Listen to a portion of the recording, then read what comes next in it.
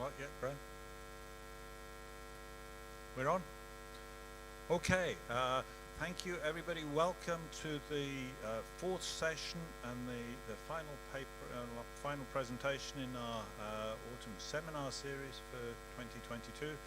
I'm very pleased to welcome here Jeff McNeill. He has a few areas of interest.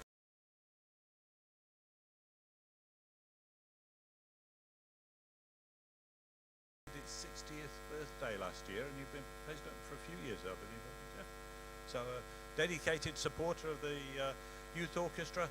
Something else that he didn't know, but I will plug, he is also the author of a book recently released, this one, Taking the Ridge, about Messens. And it's, to be honest, it's a fascinating book. When I heard what the price was, I thought, gee, you can't sell a book at that price. But I bought it, and I've had a look inside and read quite a bit. It's a fascinating piece of work with a mass of information, so there's worthwhile stuff. Anyway, I'll give it I can strongly recommend it.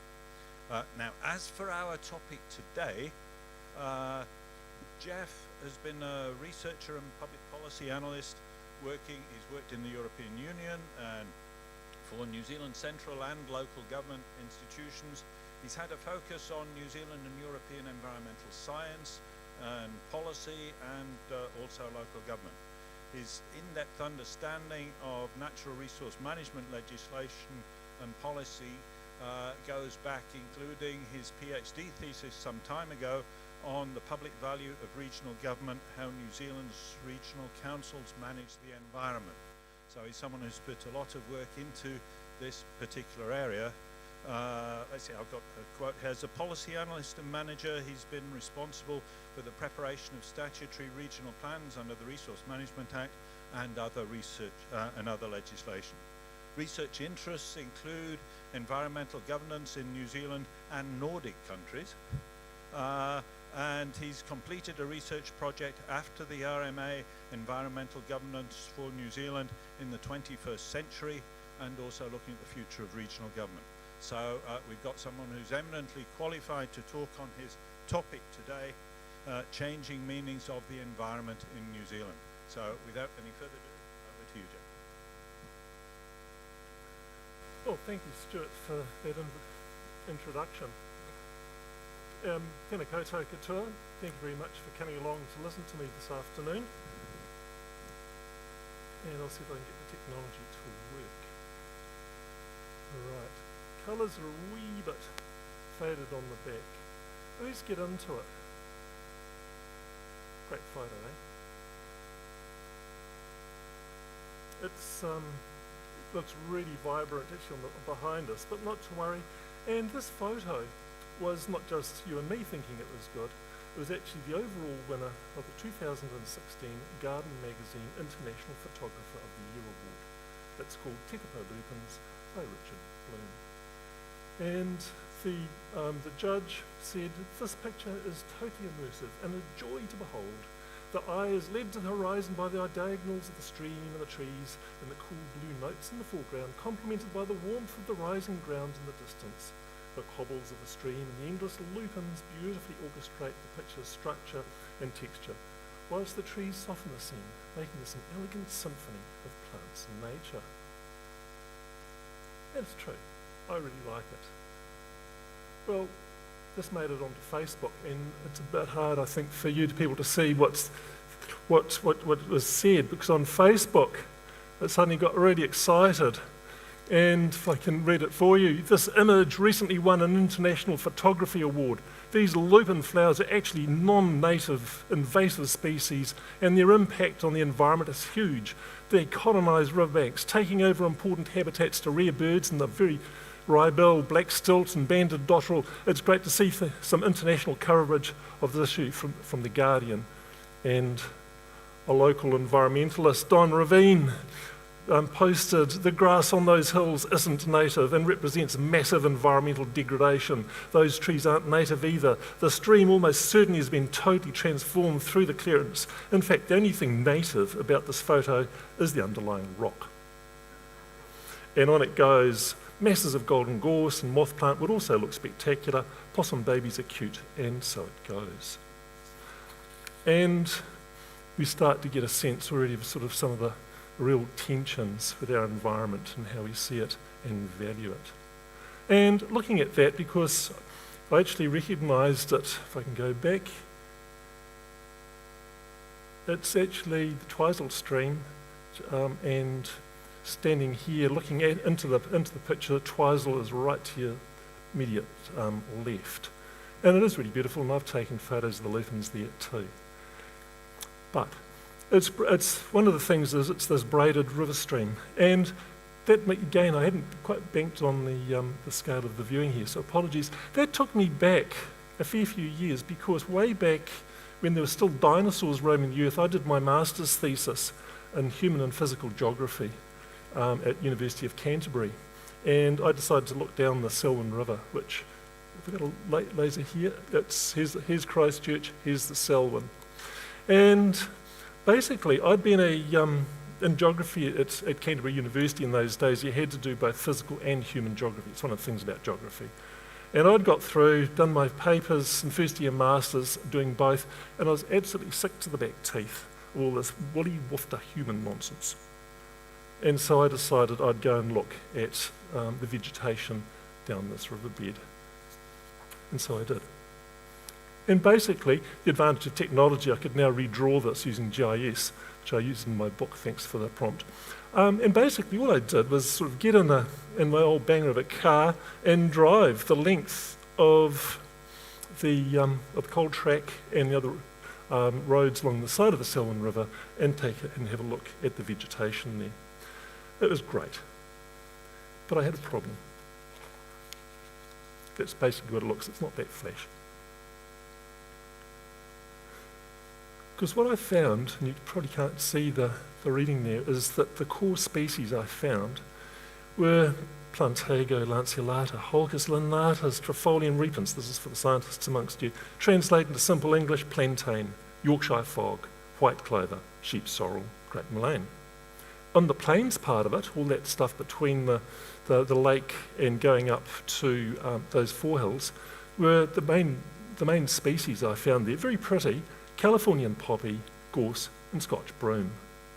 It was only once I actually got way up into the braided riverbeds at the very end there, into the hills, that I started to find piri, which is the Acina species, that's sort of bitty bit, Tuahuna, the Raulia mac plant, and creeping willow herb, Epilobium brunescens. And then I had this aha moment, and it's the only really decent thing I got out of out of my masters. Well, I got the masters and you got a conference paper, but the real realisation was that I couldn't escape people, and there's no way that European gorse, Yorkshire fog, Scotch thistle, Californian poppy got there by themselves. People. And so the rest of my career has been looking at the people side of things. It's funny how things work. But anyway, I hadn't actually given the Selwyn River much thought until back 2016, family trip, and you won't be able to see that possibly. Can you see it at all well or not? You can? Okay. And we did a bit of a road trip and took the family and went back to Coe's Ford. Coe's Ford, here's Lake Ellesmere, State Highway 1 going down to Dunedin, here's Coe's Ford. Coe's Ford, when I was there in 1981, was chock-a-block full of people. Absolutely. Swimming, small kids. It was Christchurch's favourite waterhole. Well, what I saw just absolutely horrified me. And that's the photo which ended up in the newspaper, because I wrote an article in it for Stuff, which ended up in the Dominion. And this is it, this gunge. I was shocked. And then I saw this sign. If you see toxic algae, keep your hands off. Basically, it can kill you. Think about it. And I asked myself, how was it? Oh, sorry, we'll go back one. How was it that Christchurch's favourite swimming hole had turned into a toxic hole? And why do we see the river as a sewage system? And how did we let this happen? So basically what I want to do this afternoon is to start looking at this and sort of see the different ways we actually do see things. How is that this could actually happen in the first place, but is it part of a wider story?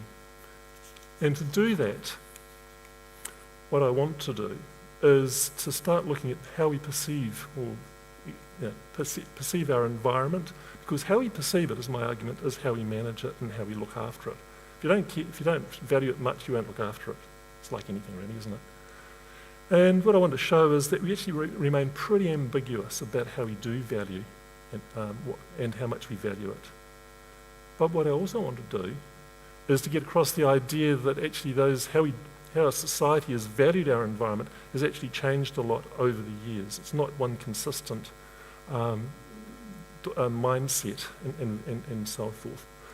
And following from that, so it's all a bit interesting logic, is that the legislation, I'm saying that a lot of those values are captured in the legislation of the time. And so by looking at our legislation, which I'm sure most of you are thinking it's about time to leave now, talking legislation, but bear with me, is I'm going to give us an indication of how we see things and how we value it. But as well, I think we can see that there's a lot of conflict still, which still needs to be sorted out for the future. All right. Just a wee bit of thinking on this background. This is a paper I actually give to my students to write an essay on new meanings of the environment and planning and policy by Simon Davudi. She's talking about planning in England, and she says the different ways that people see the environment is then reflected in the legislation. And I actually wrote a bit of work on this for Policy Quarterly as well.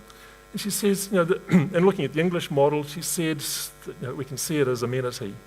It's something that we just recreate and or recover from the stresses of urban life. We can see our environment as heritage, something that comes from before, and it's important that we preserve for the future. Quite utilitarian values really, it's about how we value things. There is a concept of nature reserve, which is basically biocentric, saying that actually humans are a subcomponent of the system, it's there for its own sake. Another version, which I'm going to come back to and hammer quite hard at the end, is it's also seen as a storehouse of resources and functions. So basically it's a basket of goodies that we can use. Quite how we use them, whether it's sustainably or not, is another story. We can trade it as a commodity, like we do wheat or gold. It's a problem. What do you do with it, especially if you're going to drown when there's a flood? And the sustainability notion, which I'm going to skip. And finally, more recently, Simon Davudi argues that it's a risk, something that threatens us. It's no longer nice, but dangerous. Perceptions, however, are in the eye of the beholder. You can see that I spent my formative years in Canterbury. Cass, we all know this one, Rita Angus, 1936. Well, just for the fun of it, I actually went and had a look at it 80 years later. It's the same, only different. The hills aren't quite so steep, the trees are taller, and a few other things. And if I'd moved a bit further around, it would look different again. So, we are very much seeing things of its time and place. And I think it's very difficult and dangerous in a way to be looking at sort of, we call presentism, seeing how things are now, how they should have been then, using today's values. But because it's of its time and place, I think we have to recognise that for better or worse. I was reminded of this, Stuart gave a plug for my book on World War I, Battle of Messens. I actually got a bit of a surprise reading through, I spent a lot of time reading soldiers' diaries up at Waiuru War Museum and in the library there. And here's a picture of Rosignol Wood. Actually it's in 1918, not 1917, but this is Rosignol, translates Nightingale Wood. But it's the only picture I could find of a forest for the New Zealanders. But in my research, I found this article piece by a Lieutenant Jack Martin of the Otago Mounted Rifles. You must see Messens Ridge to realise it. Take the huge slip at the Mangatū and the old pond paddock after the first flood. Well, the whole front was churned up like that on a 9-mile front bar, 4 kilometre deep. And I was thinking, yeah, it's kind of interesting. And then I thought, it's not really so very different, is it? It's where it comes from, basically, just inland from Gisborne. It's Mangatū.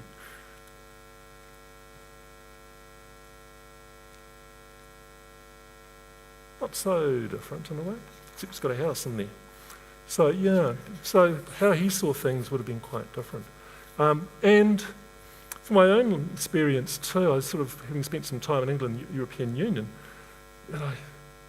here's sort of English, Blake did those feet in ancient time walk upon England's pastures greens? Well, actually they didn't, because we all know that England was basically oak forest and beech forest. And it's only because of human intervention over thousands of years that it's not.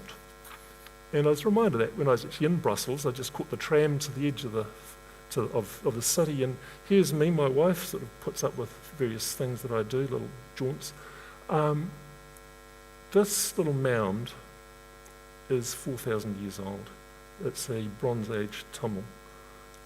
There's probably a body or three inside it, underneath. But it's just a little reminder, because just down the way is a fort, also about 4,000 years ago. Put it in a different perspective, it's the same age, sort of as far before Jesus as we are afterwards. Quite a few things happen both ways. So I think as well we have to be aware that what we see is not very necessarily very natural. But I'm skipping ahead and taking time. So let's just move on a wee bit more. So how do we see the environment? Well, at the moment, the current enthusiasm is biodiversity, and everything is biodiversity. Biodiversity strategies, we're concerned about the biodiversity deficit and so forth. Biodiversity definition, which you'll find in the legislation and in the United Nations, UNEP and so forth, the variability amongst living organisms and the ecological complexes of which they are part, including diversity within species, between species and ecosystems. Interestingly enough, biodiversity didn't actually exist as a term outside a few scientists before the 1990s, and when we were writing the RMA back in the 1980s, late 1980s, early 1990s, we didn't use the term because it wasn't actually common parlance. Now it's everywhere. So there it is, biodiversity, but it's taken us down a particular route. And as Michel Soulet says, biodiversity is the living nature of the contemporary Western biologist. Just one way to see things. It sort of takes us down to species. It takes us to what's extinct, what might be going extinct, and so forth. There's this check sheet for the United, for the red species list is for imperiled species, the red list. So there's other ways we can see environment. In fact, Michel Soulet and Lise actually say, well, what are the different ways we could see from a Western point of view what is nature or environment? The terms become sort of indistinguishable. The Magna Mater, or the Great Earth Mother, I think you know what that means, Mother Earth type stuff. We can see it as the unpredictable and evil bully, the ageing and reluctant provider, the wild kingdom, an open-air gymnasium, hands up you go tramping, the New Age temple, the wild other or divine chaos, Gaia or biodiversity. And how you actually see the environment out of those different definitions would actually give you quite a different thing about what you're trying to do. Are you just protecting it for what it is? Are you protecting it for being able to go tramping? Is it actually to look after the lesser spotted bird or something or other? Or what is it you're really after? So there's quite a few different meanings for it. Going to circle back now. So that's just some thoughts. There's a whole lot of different ways we could think about the environment, and from that we might want to actually be thinking about what we're trying to achieve in that concept. But what I also wanted to introduce was the idea of sort of a dynamic, things change. And now I'm going to circle back, just to really confuse you and me, to a paper written by Peter Holland, which you can't read, Cultural Landscapes as Biogeographical Experiments, a New Zealand Perspective.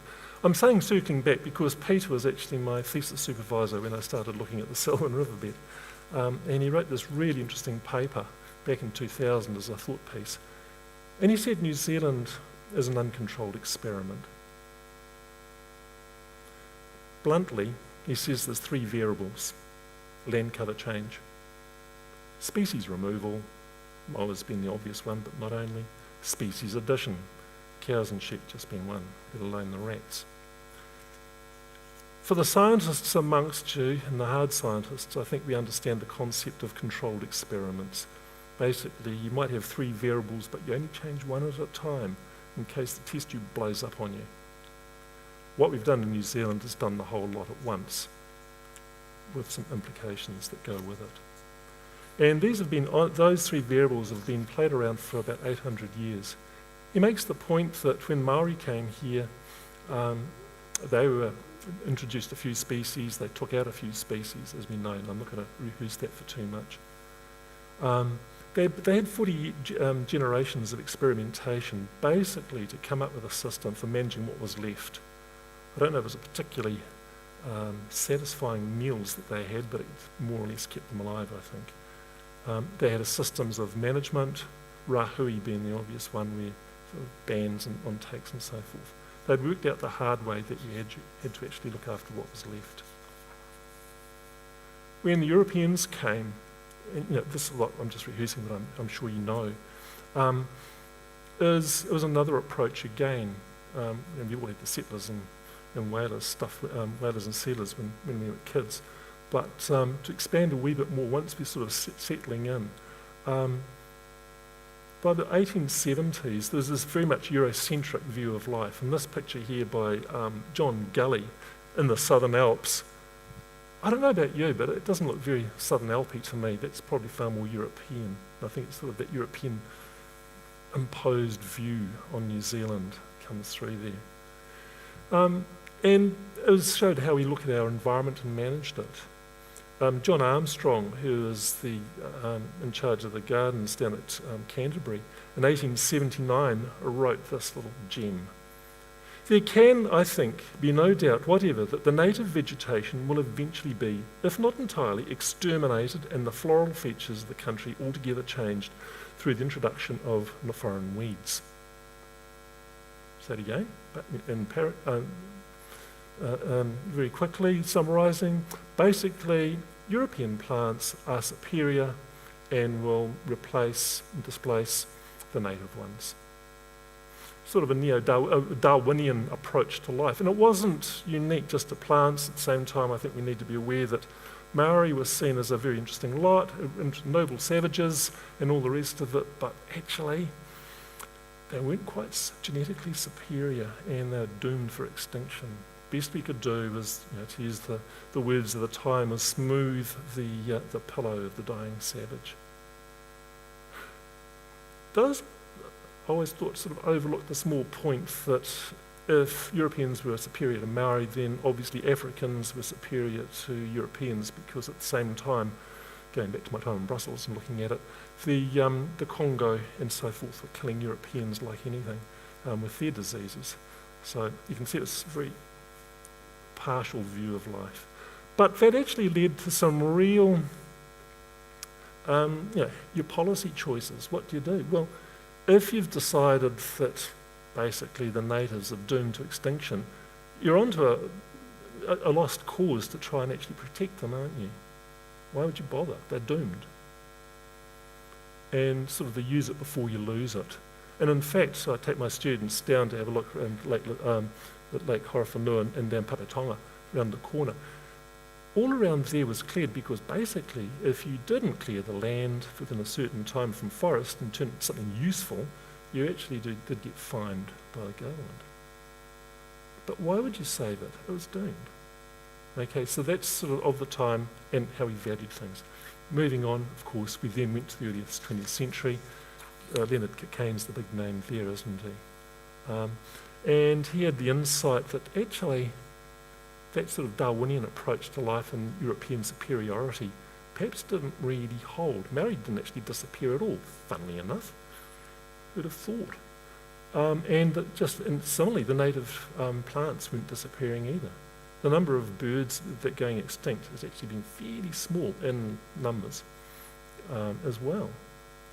So what's going on? And he actually argued from a very much more New Zealand point of view that basically New Zealand cleared of people and their animals, many of the adventive, i.e. introduced species would simply disappear. So he was arguing that New Zealand plants were actually adapted to the conditions here in New Zealand and were actually superior. And in many cases, he's right. I mean, he looked around, he said, okay, in the open lands, there's a whole lot of adventives, European, whatever, but the forest was pretty much staying intact. So it wasn't a case of replacement. And so that's actually really held a lot. And again, it too has gone and really influenced policy thinking about how you manage the environment. Suddenly, there's a real flip over. You're not actually using it or losing it. It's actually something that we can be proud of, that it's going to last the distance, given a bit of assistance and protection. And there's a lot of species focus, very proud of individual species of birds especially, but also it's a fern land and so forth. So we wanted to actually look after them. And it was very much quite a patriotic, I'd argue, sort of view about New Zealand uniqueness and so forth. I think that's been pretty much modified again more recently. We're sort of seeing it, as Peter Holland argues in his paper, that we're actually seeing new assemblages, which are actually a combination of various species of New Zealand indigenous and introduced. And it was a bit of a problem for some years ago when this research from Massey University with Richard Seaton back in 2007 pointed out actually that the New Zealand falcon actually really did pretty darn well in plantation pine forest. It's lots of food for it basically, and its populations were doing extremely well, and it was helping to repopulate the surrounding native bush and so on. That's one bit. Other parts we're seeing is this Tradescantia, wandering woolly, is actually smothering. Old man's beard, Clematis alba, from Europe, where it's a pretty benign thing, goes rampant and will smother any amount of forest here in New Zealand as well. And what Peter's arguing is that, or argued, was that we're actually still in that process of experimentation, and it's going to take a long time to actually settle down to what we will be when you get some sort of equilibrium in the whole process, if we ever do. That raises some real problems about how do we actually, or what are we trying to do, what are we trying to manage for? Because we've actually got this mixture, and it's a novel assemblage. It's like nothing that's ever been before. Different plants, different animals working together, well, living together one way and the other. So how do we actually manage that? And it gets rather interesting when we there's various policy goals being thrown around that talk about, and part of it's predator-free 2050. What are we trying to do? If we start saying, are we trying to get conditions back for national parks and so on, are we talking about going back to 1840, 1780, 1400? What? Especially when some of the species that actually probably played a really important part, like moa and Haast's seagull, Papagonis, are no longer with us. So we've actually got an incomplete native system. So we're going to have to live somehow with these new assemblages. And the answer is out for me on that one. But I think that's part of because I'm going to come back to that at the end of my talk. Right, so that's sort of laying out the land, as it were, of what we're facing with the environment. There's what I'd like to sort of summarise very quickly. There's a number of different ways of looking at the environment. I did focus, as a good Western biologist, on the species part of it, but I think you got the sense that there's all these other values as well, like for recreation, for just, of course it's there as well, and utility. What I want to do now is sort of dive into the existing legislation and see how those concepts have been translated. What I want to do is look at a wee bit at some conservation legislation, Resource Management Act, which always gets people excited, the post-treaty settlements, where we're going to now, and it's occupying a lot of Wellington's thinking, it seems, and flavoured by that a little bit, just a little bit, on the RMA reform and where that might be going, and that just might wander off through to afternoon tea time. I actually did a wee bit of research of just looking at the legislation for different meanings of nature in our New Zealand legislation, the current stuff, and found that there's a whole lot of sort of different ideas from different times, and I think that's what I needed to have brought through, well, hopefully you picked up on the way, that at different times we see different things are important, and they all sort of layer upon each other. Should have gone back one. No, I've missed it. What's wrong? Sorry, I pressed the wrong button there. And they're sort of lying on top of each other, a whole lot of things. Are we going to be looking at species? Are we going to be looking at ecosystems? Do we look at for recreation and so on? So we've got this real, and what I've found was, I don't think it's going to be any surprise to any of you, really, in fact none of this should be, is that there's a whole lot of tensions in how we see the environment, how we value it, and how it's picked up in our legislation. First and foremost, we actually do see production versus conservation. If it's productive land, i.e. farming, sometimes forestry, go for it. If it's conservation, which is native, well, I should have said that's pretty much all introduced species, of which there's about 5, let's think. Cows, sheep, a couple of grasses, and clover, turnips. Other side, we've got all our native, and then we look at them in a different way. And what we kind of sort of see is if it's in the productivist part of our environment, it's, farmers can do what they want, foresters have pretty much open slather, planting it, radiata pine, and go for it, within a few constraints. On the other side, how we tend to see our native environment and constituent parts is very much as sort of like a museum piece that's locked up. It's not a good idea to kill a keruru or a kiwi, especially not if you get seen by a dock conservation officer at the same time, because it's against the law. And if it's forest, we actually turn it into sort of the museum, locked it up. But, just flicking back to a couple of comments before, locking it up for what, as what? Because we know that actually whole bits of it are missing, like there's no moas, there's no Haast eagle and so on, but it's been locked up to just as preserved.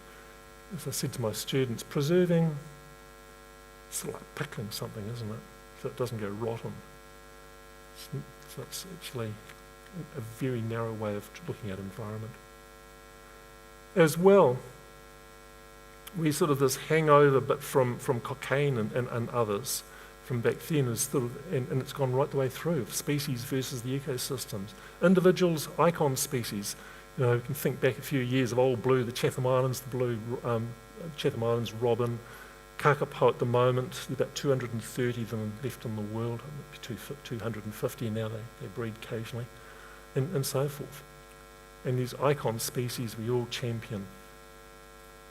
Don't worry much about the other 500 or so, which are actually a bit on the list for being a bit worried about. As opposed to the ecosystems where they live.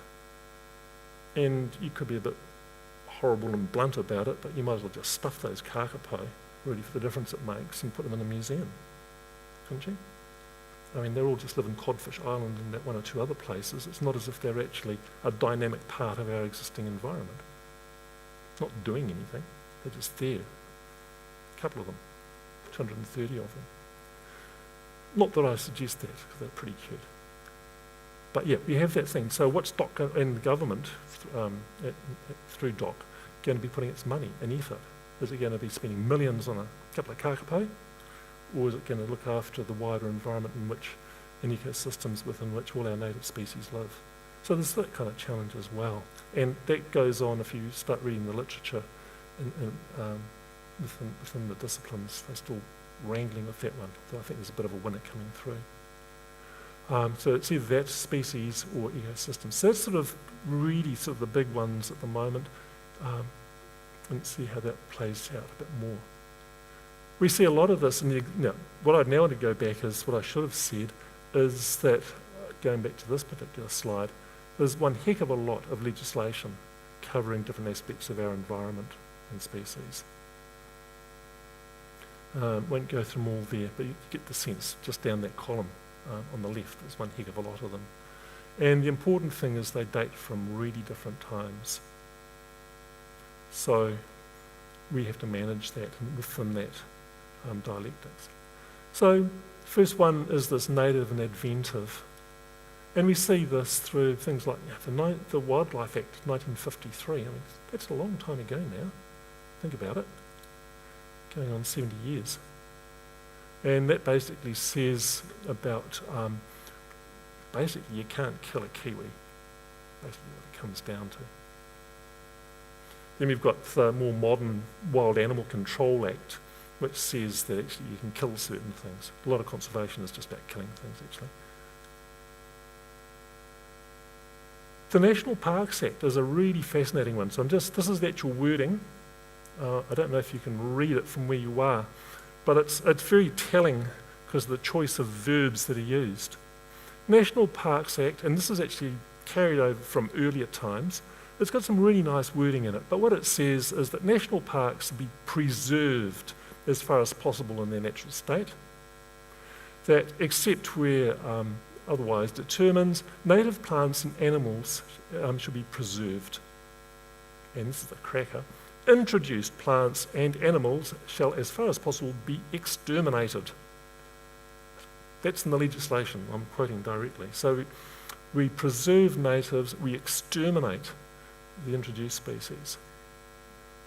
And it's worth pointing out that this is my photo of this time at Mount Cook, Aoraki, because I think it's a really nice picture.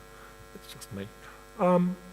Basically, Doc is sort of in this interesting little challenging position of actually trying to exterminate the lupins because they are European, I think they are. So yeah, they're in a national park, they're to be exterminated. Fact is that if anyone actually been to Mount Cook Aoraki in summer and just seen the thousands of tourists all taking photos in these lupins. So yeah, bit of a problem.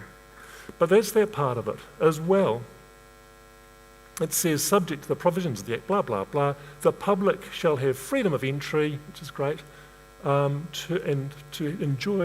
receive in full measure the inspiration, enjoyment, recreation, and other benefits that may be derived from mountains, forests, sounds, sea coasts, lakes, rivers, and other natural features. Quite interesting, isn't it? It's a very benevolent sort of approach. Why you have a national park? You are to preserve the native stuff, but actually the legislators wanted us to be better people from actually visiting a national park. It's kind of interesting. But that's back in 1980 and reflecting the earlier 1950s and 30s legislation.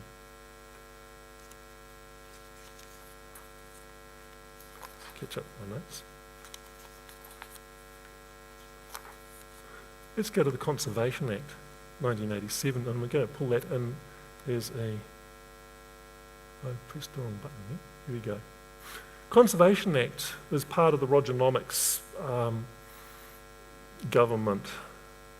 We had our neoliberal turn, the Great New Zealand Experiment. So this is the economic one as opposed to the biogeographical one of Peter Holland.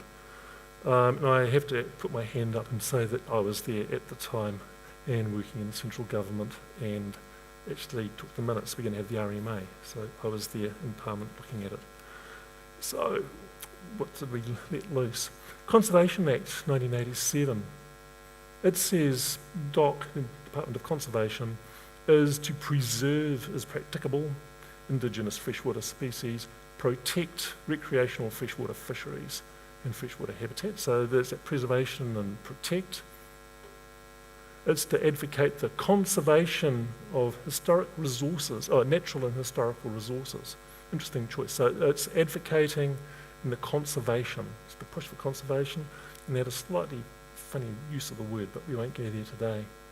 And then further, it is to, as long as it's not inconsistent with these things, to foster the use of natural and historical resources for recreation and allow their use for tourism. Okay, so there's actually quite a hierarchy of things that you've got to do. Basically, you preserve, conserve, foster, and only then allow for tourism. And it's one of the really interesting things of DOC losing the plot under the previous government, where they got quite confused under orders from the central government, I have to say, where they turned it into, I would say, allowed the use of natural and historical resources for recreation and fostered their use for tourism. John Key made it very clear that conservation in New Zealand had to pay its way. And it's through tourism. Well, what else are you going to do? You're not going to chop the trees down. So we start to sort of have a far more utilitarian view sort of coming through. In the end, that view has been examined pretty closely by the Ombudsman, and there's been some smacked knuckles in Wellington as a consequence.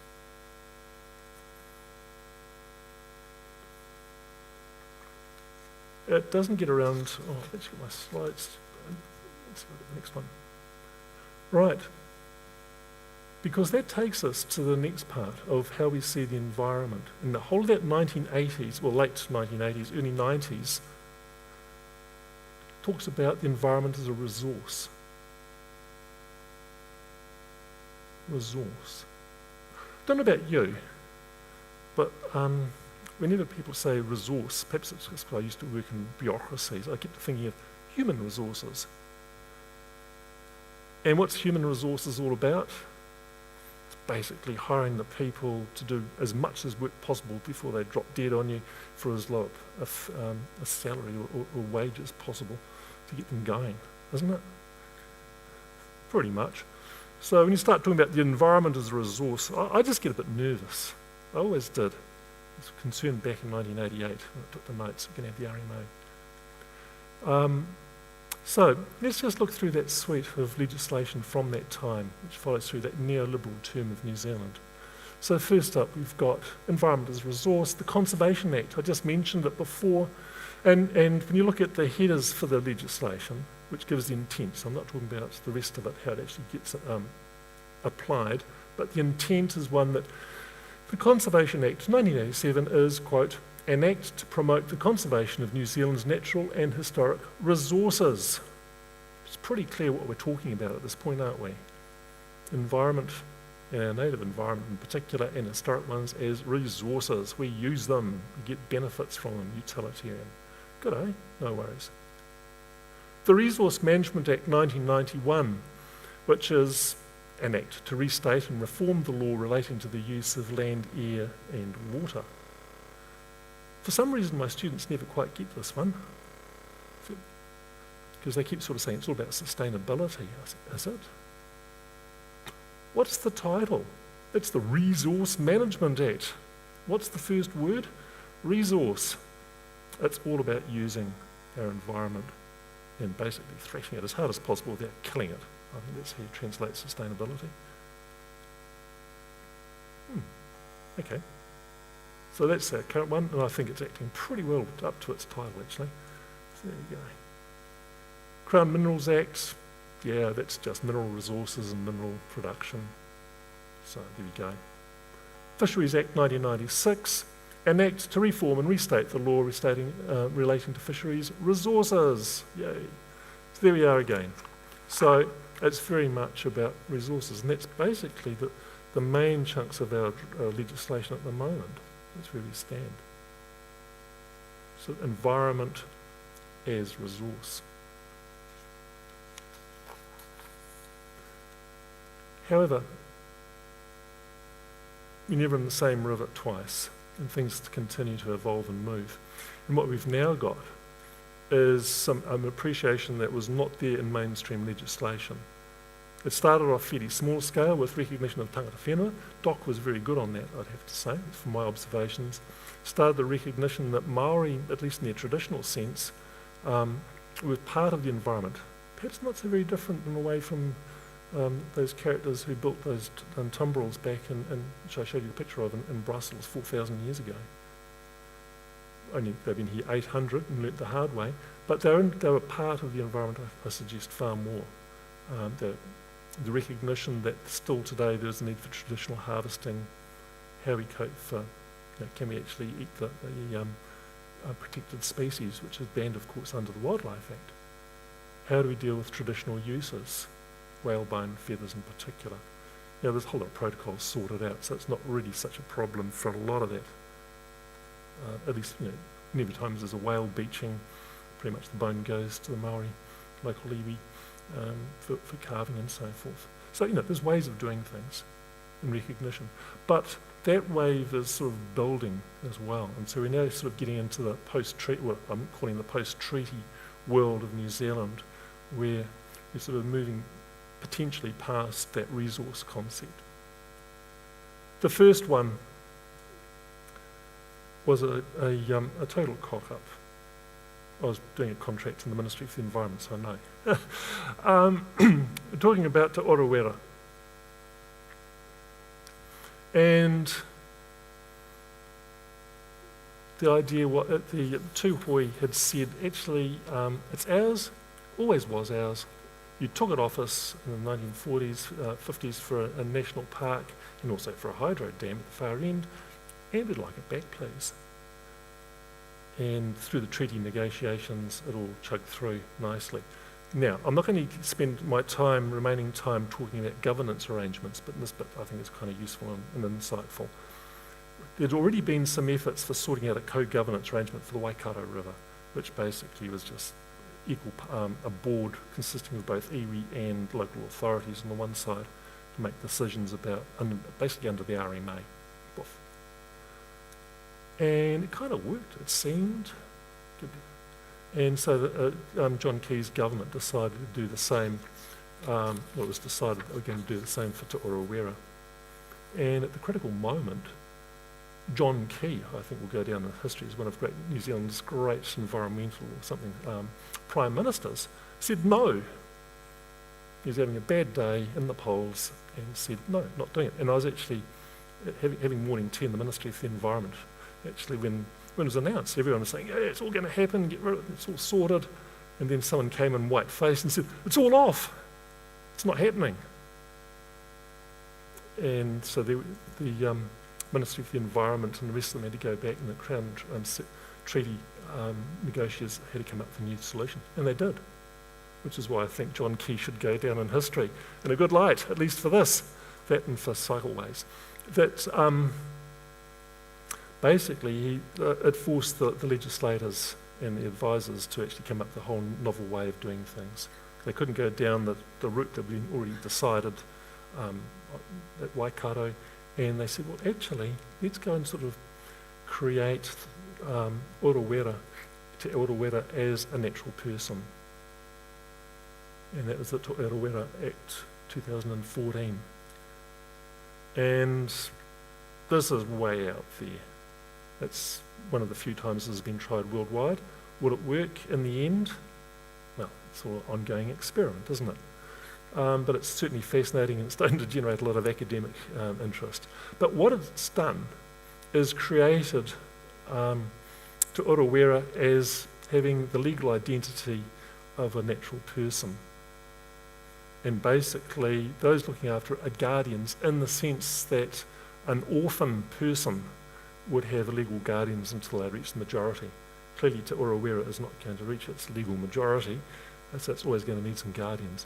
But the mindset is the same. It's not about sort of looking after the thing for tourism or for native species or whatever else. As a legal guardian, you've got to show fiduciary duty and the rest of it to show that you're acting in the interests of who you're guardian of. And so the effort is all about saying what is in the best of interests of Te Orowera. There we go. So that's going down now. There's glitches. Of course there's going to be glitches. Whanganui River, that's now going down. I should actually say that Chris Finlayson with that one, who is the Minister of Treaty Settlement, said, this is not a precedent and it's not going to happen again, which means, of course, that it did. So we've now done the Whanganui River, and that has sort of been looked at again. It's interesting that some of the literature and reading about it is kind of interesting and puts a whole new slant to seeing the environment yet again.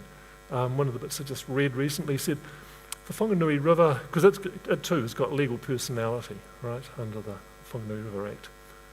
It's a story of emancipation of nature through a continuous process of decolonisation. So we're now seeing the nature has been decolonised, which I find a wee bit interesting, and it's one we have to think about a bit more, and you can too. But can we decolonise it when actually whole chunks of part of our environment have already sort of changed forever, in any case? I don't know. But it's continuing.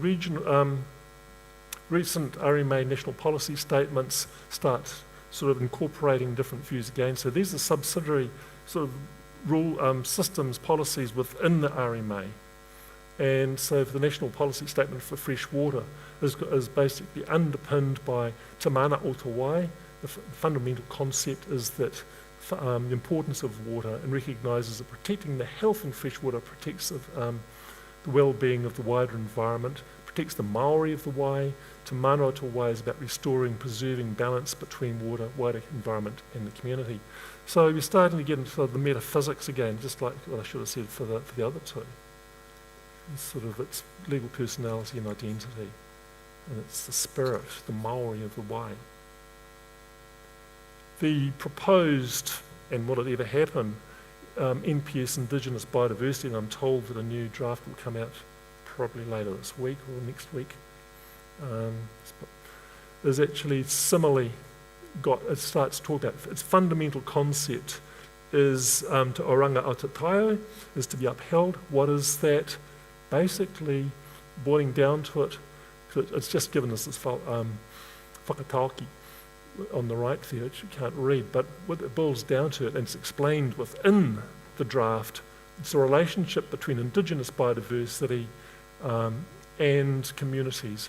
People are part of and dependent upon the natural environmental ecosystems. So it's sort of trying to pull people back as part of the ecosystem, which is quite a radical change as well. Where's Natural and Built Environments Bill going? I'm told that we're supposed to be seeing that by the end of the year. It talks about Te Oranga o Te Taio, incorporates the health of the environment, intrinsic relationships between iwi and hapu and the environment, Te Taio, and so on. So it's sort of quite a change in sort of codifying sort of the metaphysics, I would have thought. But where are we going? Just being its time. Uncertainty, but it was always thus. We're looking at, as I said, back on the ground, dynamic new assemblages, which are still evolving, and probably in the next million years or so we'll get it right, who knows. We're looking at new pressures, however, as well. I'm not going to go and rehearse all these now, definitely out of time, but it's, climate change is going to force real changes on all our environments. It's not just polar bears losing the ice up on the polar cap, it's alpine species going further up the mountain and then running out of mountain and so forth as well.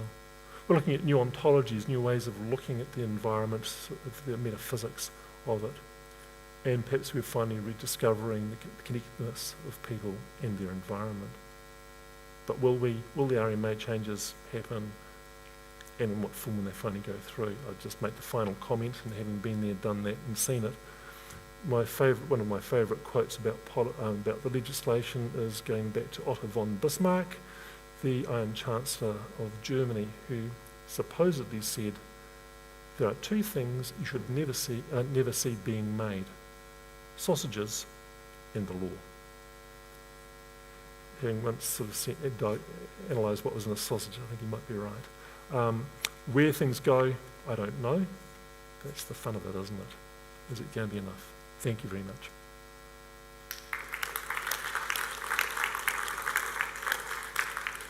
Right, thank you very much for that, Jeff. Now time for tea, coffee and biscuits over in the usual place. Could you please write down your questions? We'll have Ron there by the desk, so just grab a sheet of paper and put the questions down.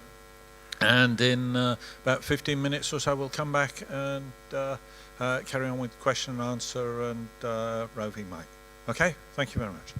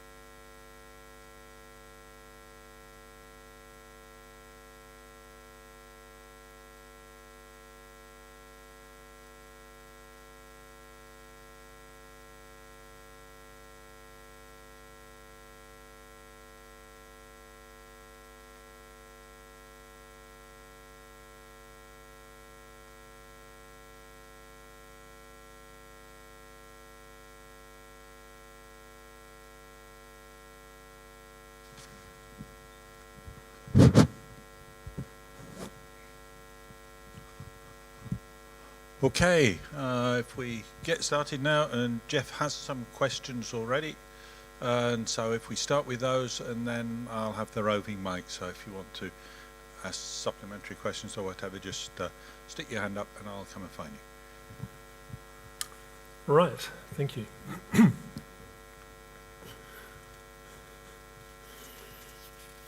Right, well, I'm not a chemist, so I'll see what I can do reading these. Okay, nothing like being easy. You have a negative view of the term resources, but couldn't it also suggest things that have some value and should be cared for? Yes. I guess it's a simple answer. It is a problem with, I guess, fairly black and white talking about resources, but I think I was trying to make the general point that when you're talking about everything being a resource, that everything is valued for what it can do, and it's very much that utilitarian approach. And that's really where I was coming from on that. And I think we have to recognise that we do need to use our environment, otherwise we die and we can't develop. It's getting that balance right, but just calling it a resource, like the Resource Management Act, is an example of, I think, really putting it into one category. Everything's a resource. And I think what I'd really like to see is, as we're starting to get the sense of some of this later stuff, which may or may not sort of come through, is sort of a more integrated approach to looking at the environment, that it can be used and in some parts not been used. I had a German ecologist working for me at the regional council, and he said, look, this whole approach to preservation is a nonsense. You know, why can't we chop down Rimu? And to a degree we can, actually, under the Forest Act Amendment Act 1989. But he says, yeah, you don't chop it down at a rate that there's actually nothing left, as we've been doing in the past. You've got to think about the fact that actually when the tree does fall, it provides habitat while it rots and food and so forth. But in there, perhaps there is a place for actually using natives. One of my Maori colleagues and I were talking about another aspect. You know, the great day will come, we hope, when we can eat keruru, because there's so many of them. You can eat, I have actually eaten weka, getting to one side. It's not worth the effort, basically. And how I did it, just in case, pot me into the dock, is it's an interesting concept, actually. They're an introduced species on the Chatham Islands, and they're a pest. They were never there, not part of the native ecosystem. They're a pest. They can be exterminated, and a friend of mine did and brought some back, and it wasn't worth the effort. Right, hopefully that's answered that one. Next question. To what extent have Maori concepts been incorporated in New Zealand policy and legislation on the environment? Okay, another easy one. Not. It's a really interesting question. What I've hopefully sort of intimated and hinted at just at the end there, that I think we're starting to see some incorporation of some Maori view and worldviews into environmental management, and even management's a term, isn't it? How we look after our environment. And I guess what I should have said with the Whanganui River Act is that although the Whanganui River has got the rights of a natural person, in fact, the awa, the river, is seen by the iwi as different tribes under the whakatauki of we are the river is us, and they see it as an ancestor. So it's actually that they've always kind of personified it at one level. There's always been things like taniwha in that thing. I had a fantastic time once going down in a jet boat with my scientists when I was at the regional council with our Maori minder who said, actually, here is the taniwhas, and you just don't do things. It was fine. It actually gave it a bit of richness, that whole trip, actually. And so I think it's going to be an evolving space. We're at that moment, and it's very uncomfortable. this whole of this post-treaty, just what it is. I think there's all sorts of jostling for place, for power, for authority. We're starting to see that for co-governance. I'm not going to talk about that today, but that's just symptomatic of the wider issues of just what paradigms and ways of thinking are going to dominate. Or is there a middle way, just like, and I think that's going to be the answer, just as Peter Holland was talking about the new assemblages that make up the reality of our environment today. The legislation will similarly be a new assemblage that I've never seen before in review, but it'll be what it is. Right, next one. Oh dear, it gets worse and worse. All right, why does there seem to be no logic to the national policy statements that's under the RMA? We have with e.g. energy, built environment, before the NPS on landscapes, soils, biodiversity, etc., when surely having those is crucial. I think I've read that right, apologies if I didn't. But yeah, basically, how do you go? So the RMA is supposed to be hierarchical in concept. We have the top-down of the big ideas about what we want to achieve nationally for our environment and its use, because it's the Resource Management Act. So these big ideas, and then they get cascaded down to be translated as appropriate at a regional level. We've got 11 regions at the moment, and so to fit the individual needs of each region, because the West Coast is not Auckland or Northland, putting it bluntly. So that's the logic, and the councils would, regional councils would actually develop all these environmental policies as well, even in the absence. Well, what happened was that as soon as the RMA came through, central government just washed its hand of the whole business and refused to give any central national guidance for the next 19 years. And so there's no fresh water. It was a burning issue, that's the wrong one. It was a drowning issue. For us, the all regional councils had to say, okay, how are we going to do this? And they did it by trial and error. I remember going to a meeting in Wellington with Simon Upton, at that stage was the minister, on the National Policy Statement for Biodiversity. That was 1995. We still don't have one.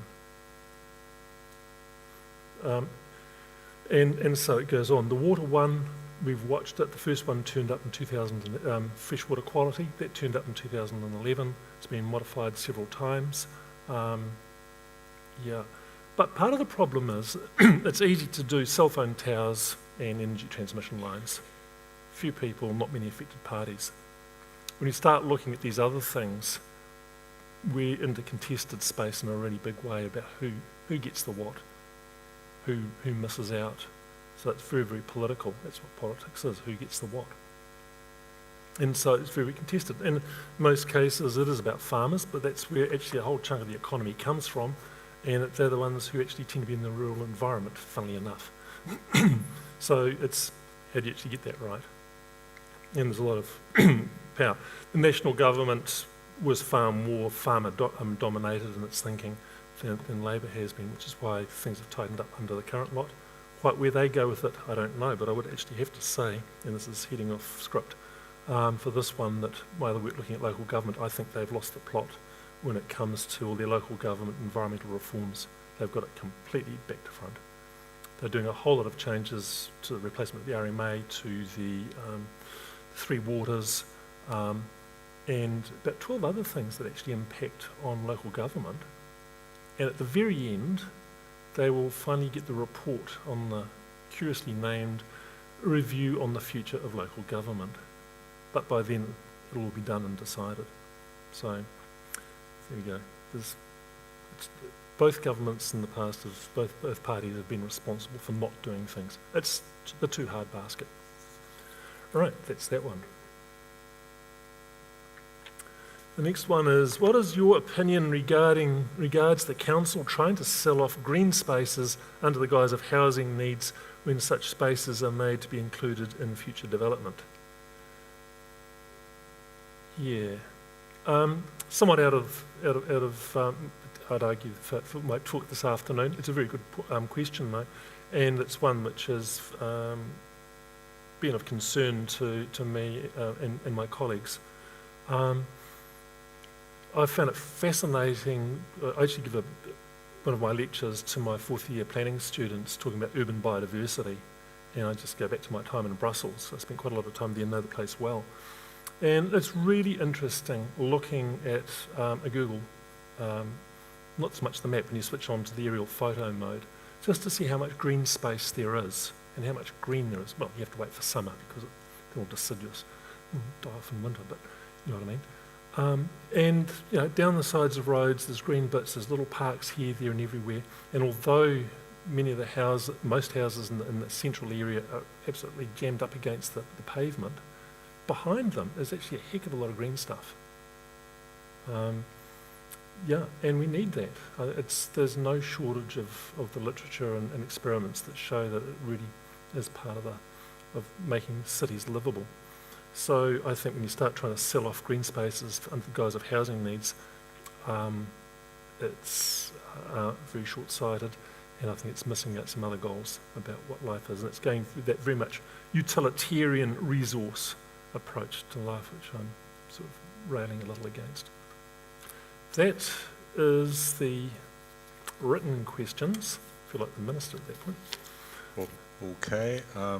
We can throw it up, but first, in relation to your last one, we might not want to use up these green spaces, but then what about the problem of urban sprawl? If you come back another time, I'll send one of my colleagues along to answer that one. Yeah, I mean, there's no easy fixes. That's the first bit I think we have to realise. And other places have done it quite well, or far better than we have. In New Zealand, I mean, I think, what is it? We've got Auckland as the land area of Greater London or something rather equally ridiculous, with only about 1 million people in it.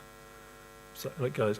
We can start talking about some of this intensification and so on, but building on green spaces, perhaps there's a whole stack of things that all need to be pulled together to actually come up with a livable city. And we are going to have to accept high density, but that's only part of the equation. And one of my colleagues, Joe Ross, who I supervised your PhD on, was arguing on the fact that some of this intensification for the 15-minute city and all the rest of things won't actually deliver what you think they might. It's not easy. The stuff isn't, as I tell my students, I say, if it was easy, it would have been done by now and you wouldn't have a job next year.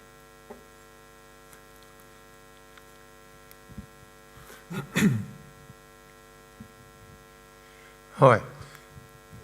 Down the South Island there's the high country, not the highest mountains, but the foothills that have traditionally been farmed and looked after by the run holders. And there's been a move for those to be taken back into the natural reserve and stock taken off them and closed up and let the natural vegetation come back. But we had the start of your talk where it's lupins and broom and gorse and all these other things that seem to be liking that environment. And it would be the mouths of some of the stock when gorse is very little that it gets chewed up and in a way manages that kind of land. Where would the resource, using it in the old meaning of money, come if they are closed up, not to, or to stop it from becoming just a huge area of invasive species taking over? And that land that was once managed with a little bit of stock and careful management by the farmers in the high country. Right. Right. Coming here should have a health warning to it.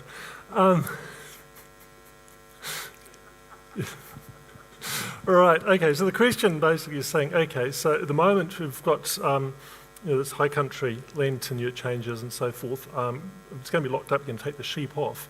What are we going to get all these lupins and the rest of it moving in instead, and a whole lot of pines actually as well in certain parts. So basically, how are we going to manage that with the implication that actually someone's got to go in there with a chainsaw and put 1080 poison or something or other to deal to it? And I guess that I'm going to cheat and say that I think that's part of a larger discussion that needs to be had. So, well, what do we want? Because you've immediately made the assumption that it's got to be locked back to being tussock land, or highly browsed tussock land with a whole lot of hieracium, hawkweed on it, and rabbits as well as the sheep. But what are we really after? And what is the sensible or endpoint that is actually going to be durable? Because that's the other thing about conservation management of this preservation locking up stuff, is that it requires ongoing funding to lock it in at that particular level. So it's actually very resource intensive. And I never see that as being particularly durable. So I've cheated. I'm going to say that I think we need a far wider discussion of actually what are we prepared to live with in the future, which is actually going to be sustainable in financially, but also environmentally.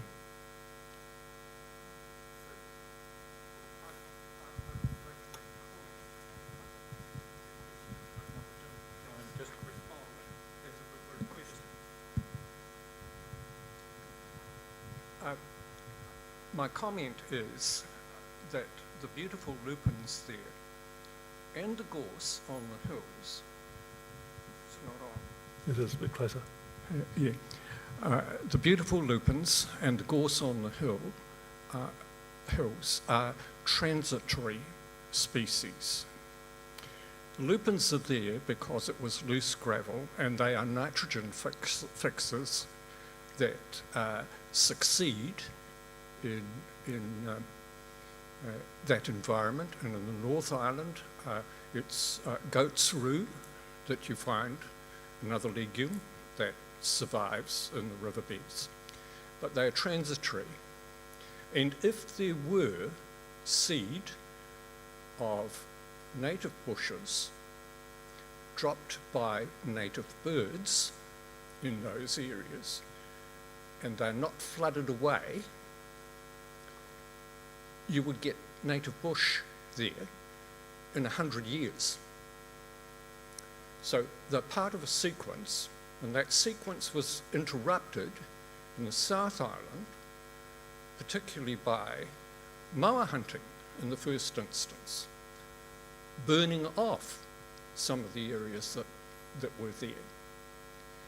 And so that's a part of the changing environment. And the introduction of fire by Maori in a controlled fashion, together with their spears and nets, change a whole lot of the environment at that time. Are we looking at restoring the environment after it has been changed with that cycle of technology?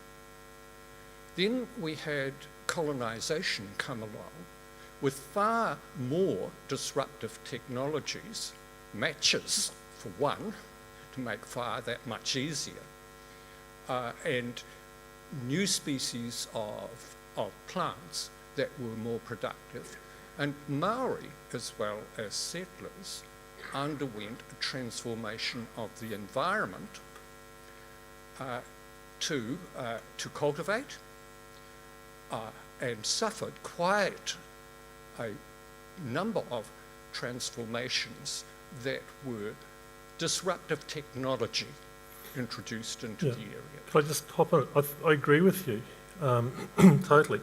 But I think the thing is that there's been all these different parts of the New Zealand experiment that Peter Holland talks about has happened. The dials have been twisted and the bits added, some bits taken out and won't be replaced. And it comes down to actually where would you go and where would this go and what is actually desirable as well, and are they the two and the same things? And it may be, I fully agree, the lupin is in some as nitrogen fixes, ephemeral to a degree. Pinus contorta and so forth aren't, it seems.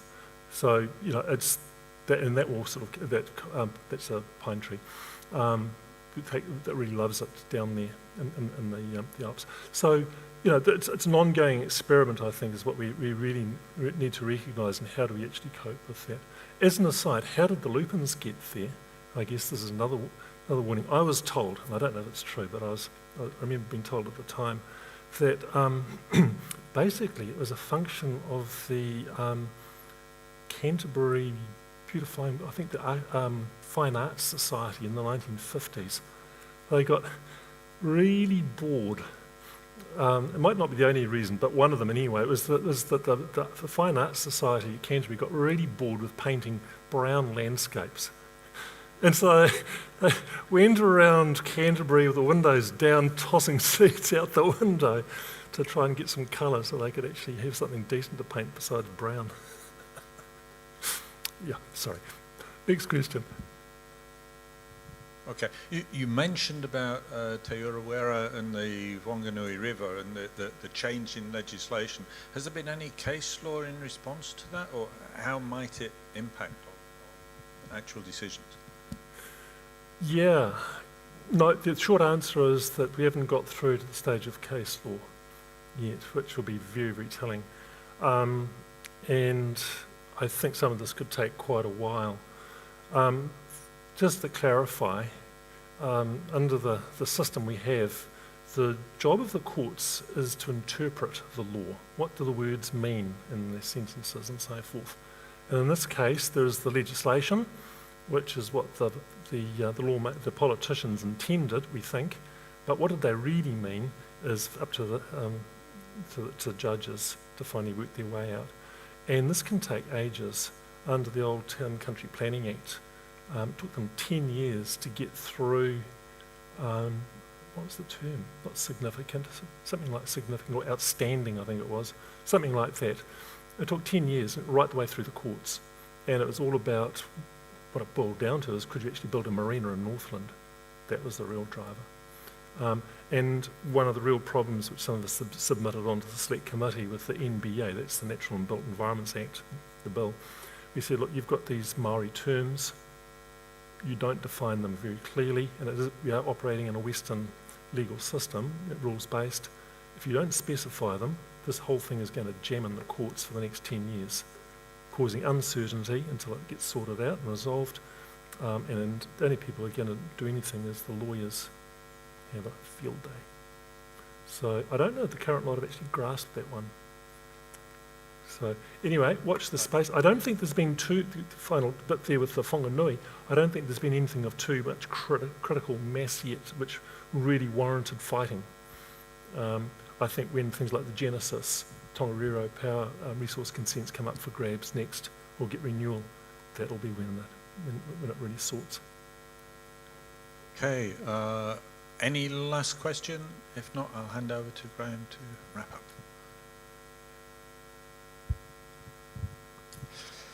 Thank you, Stuart. Well, Jeff, thank you for a interesting and educational and informative talk. I think you hit the nail right on the head at what this series has been about, really. The line between conservation and production is actually one of the crucial elements of the 21st century, I think. We haven't got it right. I'm not sure we're going to ever get it right. But I think things like national parks are a really good way for the government, for the powers that be, to actually preserve things. The problem I see, though, is the misfunding, underfunding of DOC. Often they play ping pong with DOC's funding, and so DOC have no idea from one year to the next whether they can carry out their mandate. And I'm sure that's going to be one of those ongoing problems that I'm not sure what the solution is. But on behalf of the U3AGF, I'd like to thank you very much for your talk today. I'd be very keen at some stage to hear a bit about your Messens journey as well. So there's a possibility I of could another talk far talk longer there. on that than on this. Yeah. You won't stop me. So thank you very much. Thank Much you. obliged. I think it's a pleasure. Thank you very much. So that's the last of this series. I'd really like to thank the crew that puts this together, Stuart especially, who goes to a lot of trouble to find speakers. And there's a lot of work goes into putting the whole thing together so that we get 4 cogent talks that run together and lock a theme in quite nicely. So we're looking forward. We've started planning already for the next lot, which will be October, November. still kicking around some ideas about themes. Suggestions would be useful, but we will keep in touch with you about what the next lot's going to be.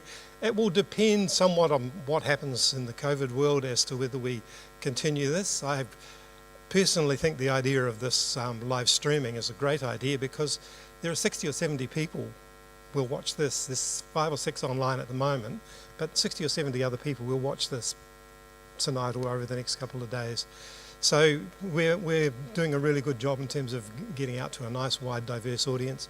I thank you very much for coming, and I look forward to seeing you all again next time. Thank you.